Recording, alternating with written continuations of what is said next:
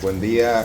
Un agradecimiento a los organizadores, va a ser tipo telegrama el inicio porque he visto que los 15 minutos son un poco tiranos, un poco más que yo. Son 15 minutos. Pero no me pateó. Eso fue una avance. Aparte parece la de despertador de la siesta. Sí, la verdad que sí.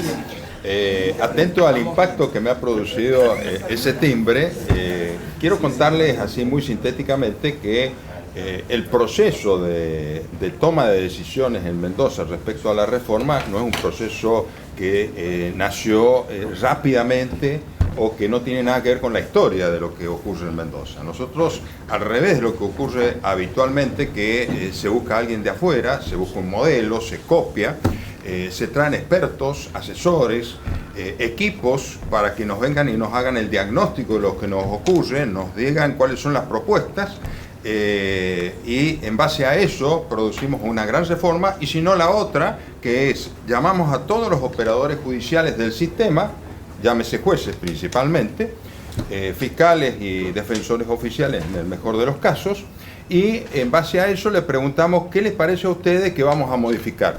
Bueno, yo lamento decirle que si llamamos a los jueces que tienen secretarios, prosecretarios, auxiliares, todo el sistema de delegación, el resultado es lo que nosotros vivíamos en Mendoza. Lo primero que les van a plantear es que cada juez necesita otro secretario más. Cuando dicen que tienen 2 secretarios y tienen esa cantidad de funcionarios, entonces, y empleados, se les ocurre decir, no, mire, en realidad el problema no era que necesitábamos 2 secretarios, sino que necesitamos 2 jueces, entonces dupliquemos los juzgados y los 2 secretarios, un secretario pasa al otro. Lo vivimos en penal, lo vivimos en civil en otras épocas. Después que pasamos eso, pasamos a la otra etapa. Cada uno necesita un prosecretario, entonces tiene el prosecretario, entonces secretario, prosecretario, auxiliar y experto, relatores, cuando ustedes quieren acordar, es un enjambre de funcionarios para delegar funciones. Entonces, nosotros hicimos al revés, no convocamos a los operadores, a los jueces, tampoco llamamos asesores externos. ¿Qué hicimos nosotros? Empezamos a tomar datos con la realidad. Reconozco 2 cosas. Primero, llevo 36 años en el Poder Judicial. Tengo otros antecedentes también de otras actividades que me han permitido ver algunas problemáticas. Ahora, además de tener esto, la necesidad de producir cambios, hay que tomar decisiones, y la capacidad de tomar decisiones es muy importante. ¿Cómo es el proceso ese entonces de decisiones? Si nosotros tomamos el externo nos van a venir a decir, mire, lo que hace falta es pasar una topadora en lo que tiene y hay que venir y sancionar un nuevo código, una nueva ley de Ministerio Público, hay que elegir nuevos jueces porque los que están no sirven, porque tienen otro modelo, los secretarios no sirven, entonces hay que dejarlo para las causas que ya están radicadas, que terminen con las causas, y entonces empezamos con el nuevo modelo, que es el modelo chileno. Ahora, ninguno de estos 2 modelos nos servía. ¿Por qué? Porque, no teníamos plata, no podíamos cambiar los funcionarios que teníamos, no podíamos cambiar los jueces que teníamos, y teníamos que hacer la reforma con lo que estaba. Los modelos en Mendoza eran muy sencillos. En alguna oportunidad en la década del 90, Raúl Pirincho Ábalos, profesor, abogado y después magistrado de la Justicia Federal, una gran persona se juntó con otros profesionales y elaboraron un código procesal en base al código italiano de la década del 90. ¿Qué ocurrió? Fracasaron con todo éxito, muchachos. ¿Por qué? Porque cuando nosotros hablamos de los abogados, en definitiva, no sirvió para nada, porque no estaban los jueces no estaban de acuerdo. Obviamente, le iban a modificar las estructuras. A esto se sumó después otro proyecto, un proyecto netamente político. Un acuerdo político, una política de Estado. Se sancionó un nuevo código procesal. Y eso fue una verdadera política de Estado. Creo que fue la última política de Estado en el año 99. Se sancionó un nuevo código, y este código que tuvo una vigencia, ¿cómo les diría? Parcial en todo el territorio de la provincia y territorialmente en algunos aspectos. Inició con la etapa de juicio, que era exactamente lo mismo el código viejo que el nuevo, en toda la provincia inmediatamente, y para algunos institutos como la suspensión del juicio a prueba, juicio abreviado, lo demás quedó en stand-by. Pasaron 6, 7 años hasta que se pudo aplicar la etapa de investigación, y entonces los jueces de instrucción dejaron de investigar y solamente pasaron a ser jueces de garantías. los fiscales pasaron a tener la investigación. Ahora, eso lo tuvimos territorialmente en la primera circunscripción, después en la tercera, y nos quedó la segunda y cuarta, 15 años con los dos códigos. Entonces teníamos dos códigos vigentes en la provincia, jueces de instrucción en un lado que hacían investigación de jueces de garantía, y en las otras dos circunscripciones teníamos los fiscales que investigaban y los jueces. Es decir, el modelo exclusivamente de operadores no sirvió, el modelo exclusivamente de político no sirvió. ¿Qué decidimos nosotros? Un grupo de magistrados que no teníamos nada que ver con la academia, porque otro de los problemas que tenemos los magistrados es que nos gusta la academia. O sea, vivimos de magistrados, pero nos gusta la chapa académico. Ustedes disculpen que yo sea un poco despectivo, pero como también soy profesor, entonces también conozco ese problema. Y este problema es muy grave. Todos los procesalistas que teníamos en la provincia de Mendoza, por supuesto, se oponían a todas las reformas. Toda la reforma era mala, hasta para poner una coma en un artículo. Ahora, cuando uno le preguntaba qué hacer, y no sé, lo que habría que poner es 2 juzgados más, 2 cámaras más, 5 relatores más, habría que estructurar siempre plata, plata, plata, plata. Ahora no modificamos nada. Entonces, nosotros diseñamos en base a otra idea. Vimos en Chile cómo era, vimos en Neuquén cómo era, y diseñamos en función de lo que teníamos. ¿Qué teníamos? Lo que les dije, los jueces que teníamos, los fiscales que teníamos, los defensores que teníamos, los funcionarios empleados que teníamos. No teníamos plata. Y con eso nosotros salimos a producir la reforma. Lo primero que sabíamos era que había que hacer reingeniería, no juntar gente. No poner a un costado lo que estaba e incorporar nuevos. Esa idea requería primero que no había que empezar el debate con los jueces. Nosotros no hicimos debate con los jueces. Los jueces que ya participaban de esta idea de reforma, ya la veníamos trabajando en un instituto que teníamos en la provincia. Esto se acopló con la actividad política, lo tratamos de hacer con el gobierno en la época del año 2013-2014, con el gobierno de un signo. No se logró que se concretara la reforma. Cuando vino el gobierno del otro signo, acordamos y llevamos adelante esa reforma, el sector político y el sector interno del Poder Judicial, con los operadores que correspondían. Y se empezó a implementar esta reforma. ¿Cuál fue la idea de la reforma? No tomar un modelo, generar un modelo propio. ¿Cuáles son nuestros datos? ¿Cuál es nuestra realidad? ¿Qué tenemos? ¿Qué podemos hacer? ¿Y hacia dónde queremos ir?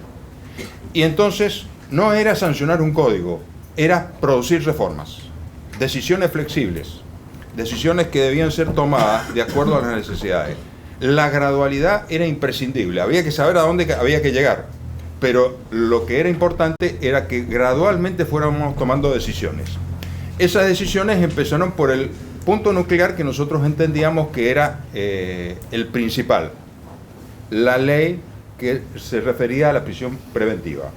¿Por qué? Porque desde el año 2009, cuando se empezó a aplicar la teoría del riesgo procesal, algunos no tomaron en cuenta los datos de la cantidad de personas privadas de libertad. Algunos pensaron que con la teoría del riesgo procesal aplicada por los jueces se iban a disminuir la cantidad de personas privadas de libertad. Pues lamento decirles que en ninguna parte pasó eso. Fue exactamente lo inverso. Y en Mendoza no fue una excepción. Veníamos aumentando a un 10% las personas privadas de libertad después de haber tenido una meseta de 10 años de tener la misma cantidad de personas privadas de libertad. Entonces nosotros habíamos descubierto que este era uno de los problemas. Pero el problema era que nosotros teníamos 2 códigos procesales con 2 formas distintas. En un lado era inaudita parte, en el otro lado investigaba el fiscal remitía el pedido al juez de instrucción, e inaudita parte se hacía. En un lado, el juez directamente lo hacía, el juez de instrucción. En el otro lado, a pedido del Ministerio Público, porque no tenía participación ni la defensa, nadie. Entonces, había que instrumentar un solo sistema de prisión preventiva en toda la provincia, que fuera oral, que fuera a pedido, en todos los casos del Ministerio Público, que se notificara a la víctima para que participara, y que el sistema de apelaciones para el caso de la prisión preventiva y el cese de la prisión preventiva fuera oral. O sea, incorporamos la oralidad, nada más que a la prisión preventiva inicialmente.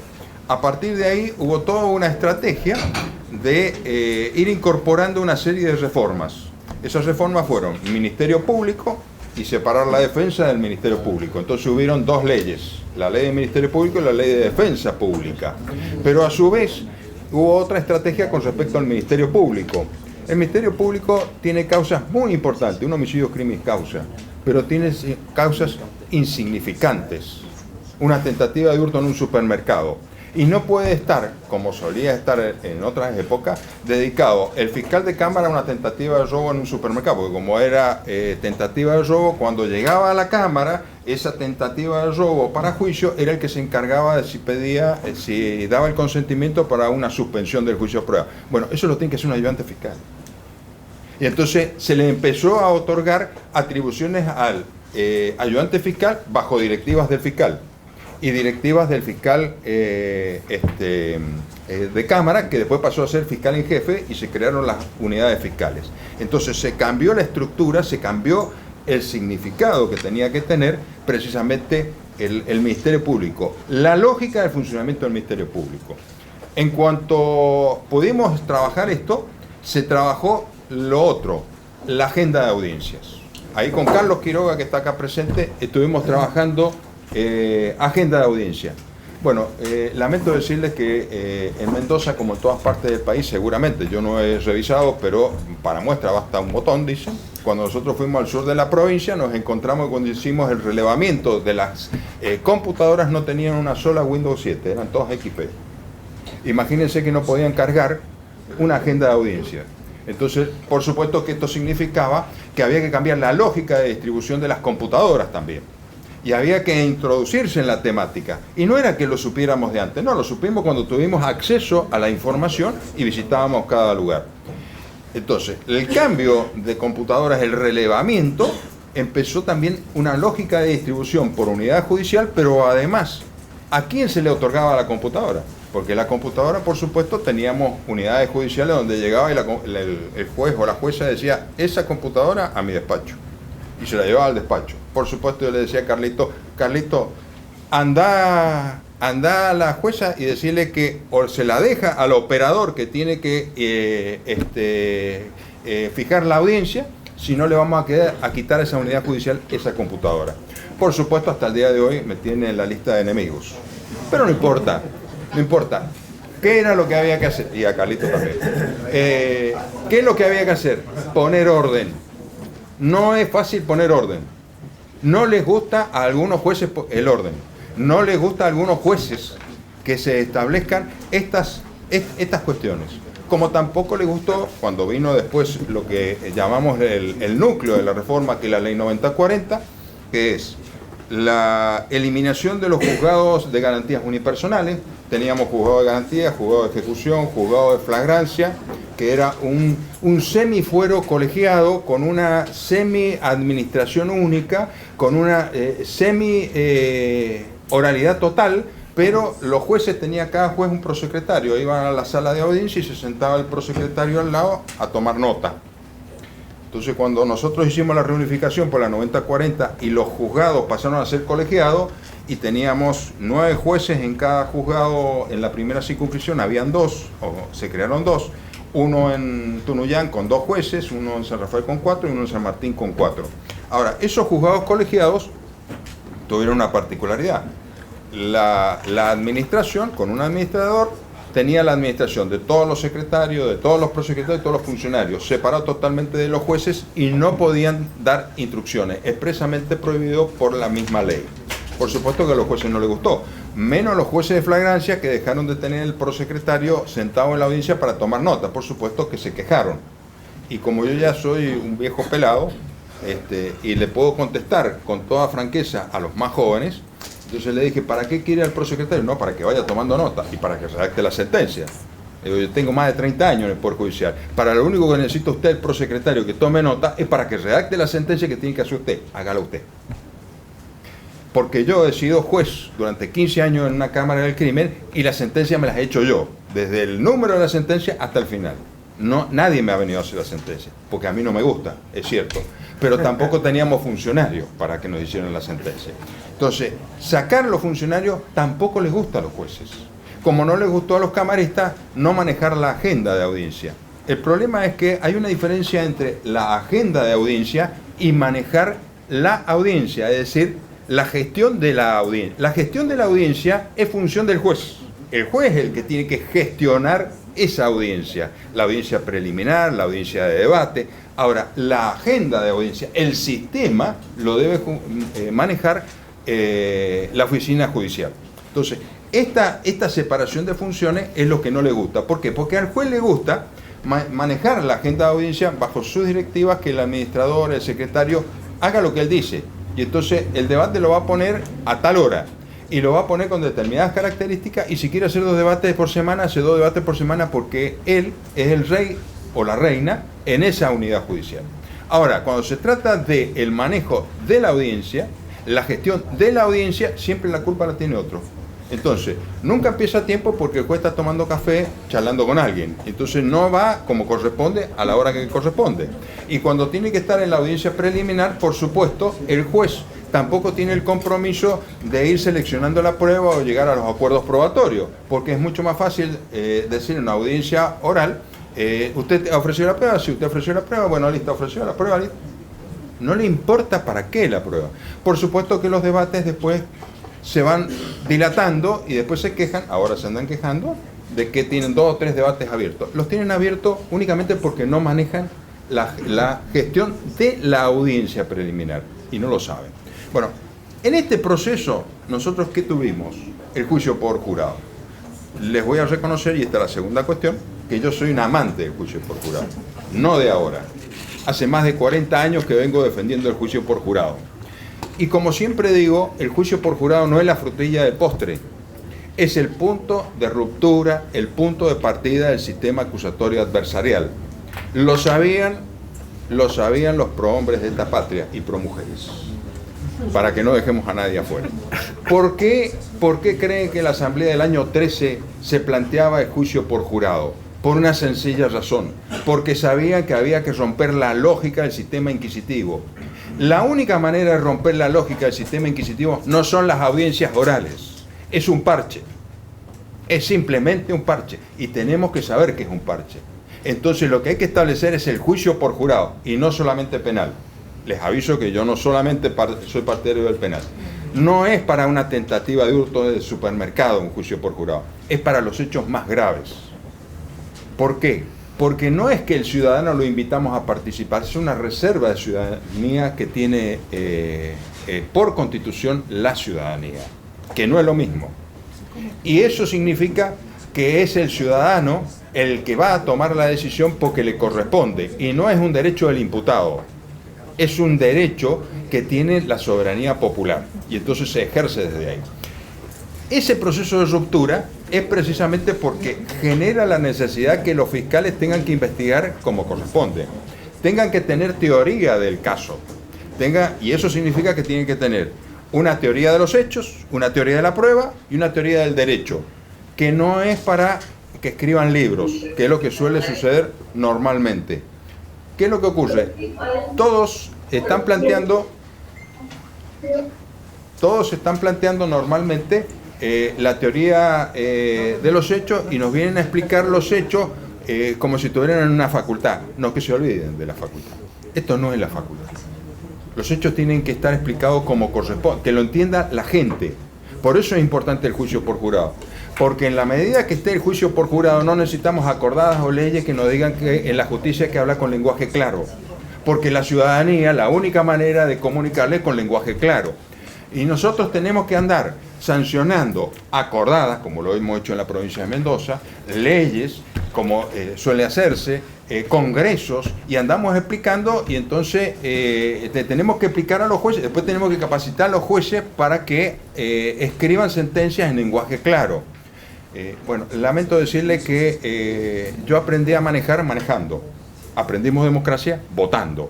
Bueno, ¿sabe cómo se aprende a hablar claro? Cuando se está obligado a hablarle claro a gente que tiene que entender, y uno la mira a la cara, como decían recién, qué importante es estar frente a frente. Lo mira a la cara al jurado y el jurado entiende, porque el jurado, cuando uno le ve la cara que no entiende, es porque el que habló no se está explicando de forma tal que se pueda entender. Cuando ustedes van al neurólogo y les explica algo, ¿acaso le baja un libro de 1000 páginas para explicarle la enfermedad que tiene. No, se lo dice en 2 minutos, en un párrafo. Y usted toma la decisión si se va a operar o no se va a operar. El médico a lo sumo le va a decir, mire, es conveniente, ¿por qué? Porque tiene más probabilidades, porque de la otra forma no la tiene, estas son las consecuencias, esto es lo que usted está sintiendo. Es decir, ese lenguaje claro que tiene el neurólogo o que tiene cualquier médico es el que tiene que aprender a tener el abogado, el fiscal y el juez. Y los roles no se deben confundir. Hay que aprender a separar los roles. Los roles, ¿saben cómo se separan? Separándolos. Hay que dejar de estar todos juntos. Hay que dejar de estar amontonados. Si estamos todos amontonados, ¿qué pasa? Cuando el fiscal se equivoca, el juez mira para el otro lado. Y después la sentencia no dice que se equivocó. Y el fiscal, cuando ve que el juez se equivoca, no dice en el recurso se equivocó el juez. ¿Por qué? Porque existe esa connivencia, esta comunidad, porque estamos todos amontonados. Así no funciona el sistema. Eso no es adversarial. No quiere decir que hay que salir a destruirlo al juez, que hay que salir a destruir al fiscal. Pero cuando se equivocó el fiscal, hay que hacerlo como yo lo hacía en la cámara. Lo miraba al fiscal y le decía, ¿usted está queriendo decir esto, señor fiscal? Y por supuesto se ponía colorado y bueno, cuando se daba cuenta que era un macanazo. Y cuando venía Poncho, ¿qué hacíamos en la cámara? Muy sencillo, hacía entrar al testigo, sentaba, señor fiscal, usted pidió el testigo. En la época que todavía no estaba prohibido preguntar, porque todavía podía preguntar desde el tribunal. Yo no preguntaba, le decía al fiscal. Entonces, por supuesto, el fiscal no sabía para qué diablo había traído el testigo. Un testigo que no servía. Lo mismo pasaba con la defensa. Cuando se pasaba el calor, y entonces decían, bueno, no, en realidad no tengo preguntas. Bueno, doctor, lo hubiera dicho antes y no hubiéramos tenido el testigo innecesariamente esperando 3 horas fuera, porque eso sí, a todos los testigos a las 8 de la mañana, para hacerlo entrar a las 11. Como siempre sucede. Con un desprecio de la gente. Bueno, esto es lo importante en una transformación de la justicia. Hay que aprender a gestionar en función de todo esto. Ahora voy a incorporar, disculpe que sea un poquito desordenado, porque estoy tratando de ser rápido. Está muy bien. No, tranquilo, porque me dieron la orden de que relajemos. Bueno, me relajo yo entonces. A los ministros, ¿cómo sabes cómo llegar? Así que no le puse el reloj, no había bueno. Porque perdón, no sé cuánto el poder de hecho lo ejerce Juan José y dio la orden que relajemos. Está bien entonces. Bueno, ya llevo 22 minutos, trataré de ir cerrando. Por favor. Cuando se fue implementando la ley, la 9040, al poco tiempo se sancionó la ley de juicio por jurado. Entre la sanción de la 9040, que es la separación de funciones, la reagrupación de juzgados, la reagrupación de las cámaras, también se reagruparon y se crearon los tribunales. Entonces tuvimos 4 cámaras en la primera circunscripción en un tribunal, 4 en otro, y en las otras circunscripciones 2 y 2. Entonces dejaron de tener también funciones directas de administración o de gestión de audiencia o de gestión del funcionamiento de los tribunales, de las unidades judiciales.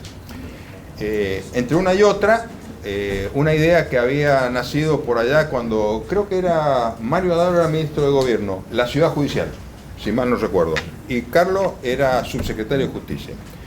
Y yo recordaba esa idea de la ciudad judicial porque había 9 hectáreas atrás de la penitenciaría, habíamos estado en Chile, habíamos visto lo que era el polo judicial y entonces se nos ocurrió que podíamos hacer un polo judicial penal en ese lugar. Hicimos todas las gestiones, convencimos al poder político que ejercía el poder ejecutivo, hicieron todas las gestiones y consiguieron, por supuesto que eran terrenos que habían sido donados de la provincia de la Nación, los tuvimos que pagar, obviamente, como corresponde. Para quejarnos de la nación. Sí, hay que quejar, sí. Tuvimos que comprar lo que le habíamos donado a la nación. Pero con esos terrenos, sí, nos cobraron un poco menos, hay que reconocerlo. Tuvieron la generosidad de cobrarnos menos.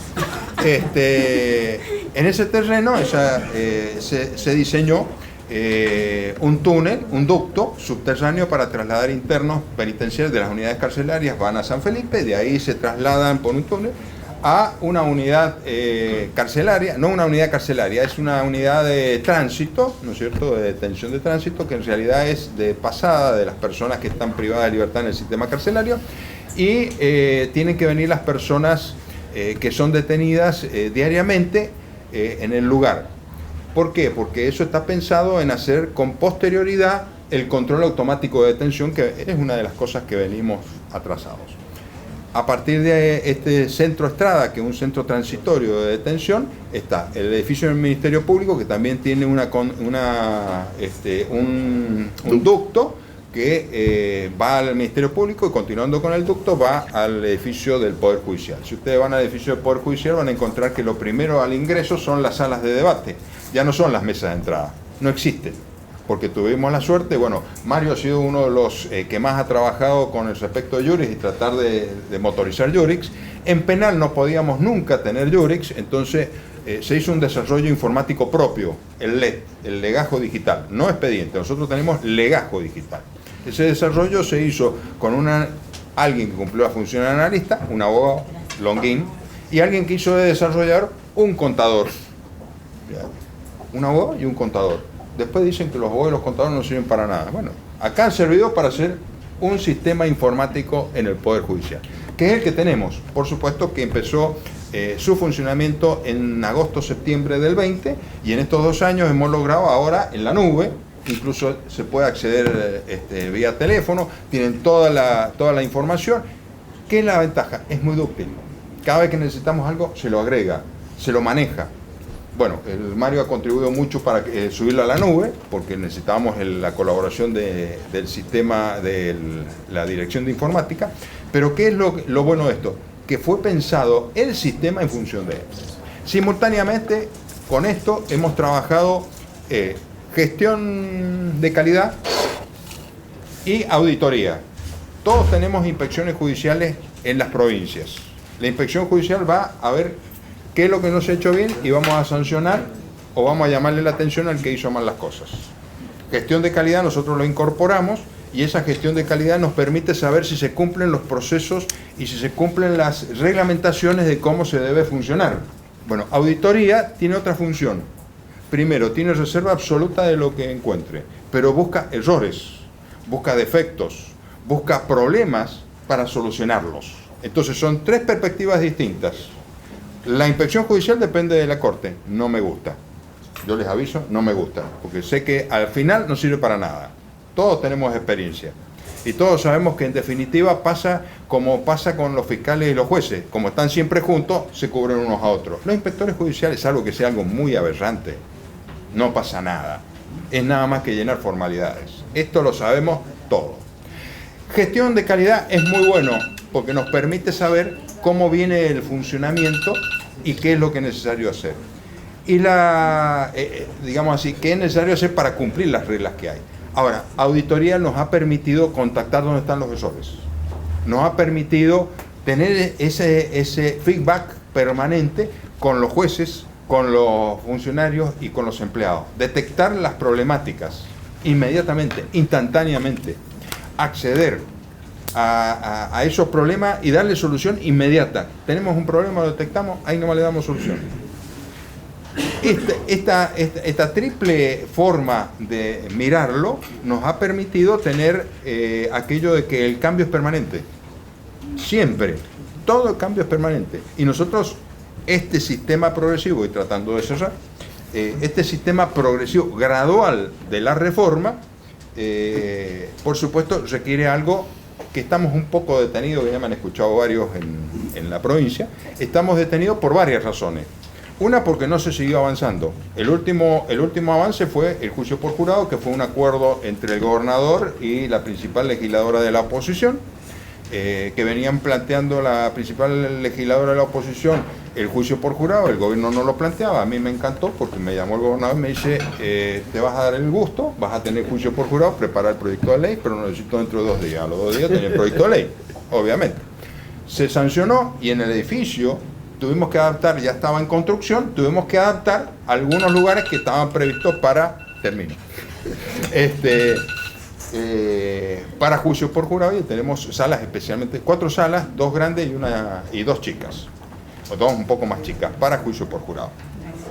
Ahora, lo importante de esto es saber que la gradualidad exige tener una estrategia y saber dónde se llega. Y permanentemente hay que mantener esa expectativa, porque si no aparecen los bolsones de resistencia. si nosotros mantenemos esa expectativa, porque vamos produciendo esos cambios, como por ejemplo, si nosotros ya hubiéramos hecho el control automático de detención, los jueces no estarían pensando a ver cómo van a avanzar sobre las audiencias para ver cómo pueden condicionar a los administradores para hacerlo. Si nosotros hubiéramos avanzado sobre las audiencias en bloque, entonces un juez llega y se encuentra, como ustedes han visto en las películas, se encuentran los jueces con la cantidad de causas en Estados Unidos, y entonces tienen una atrás de otra. Bueno, no estarían pensando a ver cómo se van a quejar y cómo van a pedir más auxiliares, cómo van a pedir el secretario, el relator. Entonces, la gradualidad exige esto. No se puede detener. Bueno, nosotros nos hemos detenido. Me vengo quejando porque genera alguna. El otro problema es, ¿qué pasa con los otros fueros? Y voy a tratar de ser corto. Sí, prometo. porque si no lo voy a tener que patear. Listo. Si los otros fueros no tienen la misma idea o metodología, vamos muertos. Si los otros fueros lo que van a hacer, por ejemplo, si Civil se va a juntar con los jueces civiles para preguntarle cómo quieren los jueces que hagamos la reforma, estamos muertos. Porque nos afecta y nos perjudica en la reforma penal. Hay una obstrucción a la reforma penal. ¿Por qué? Porque obviamente en el foro civil, ¿qué quieren? Más prosecretario y más secretario para seguir delegando. Y nosotros lo que hemos cortado es la delegación. Ahora tiene que ir el juez y poner la cara y tomar la decisión en la suspensión de juicio. Pero ustedes me van a decir, ¿pero una suspensión de juicio? Sí, porque no es lo mismo que el juez lo mire a la cara al imputado, porque así como nosotros nos miramos y nos entendemos, cuando el imputado lo ve al juez y le está diciendo al juez las consecuencias y las probabilidades si comete otro delito, lo mismo si hay un juicio abreviado, no es lo mismo que si lo hace un auxiliar, dirigido por un secretario de un juez que ni siquiera le ha visto la cara. Entonces es un sistema distinto, es un razonamiento, es una lógica de funcionamiento de gestión y de justicia penal distinto. Entonces es necesario todo eso. La ventaja que tenemos en Mendoza es que ha habido algo muy interesante, que es la reforma de la Ley de Funcionamiento de la Corte, donde la Corte se ha transformado en un colegio de jueces. Y acá lo dejo porque seguramente en algún momento vamos a tener oportunidad de charlarlo, porque esto va a obligar a que en otros lados, dentro de los distintos fueros, se tenga que tener la misma lógica. Y entonces, cuando el método no sea copiar modelos, cuando el método no sea los que tienen que hacer los cambios y producir los cambios, que no quieren hacer los cambios, los llamamos para que nos digan que van a hacer los cambios, entonces vamos a avanzar todos conjuntamente, aunque sea con las características propias de cada fuero. Muchas gracias. Disculpen.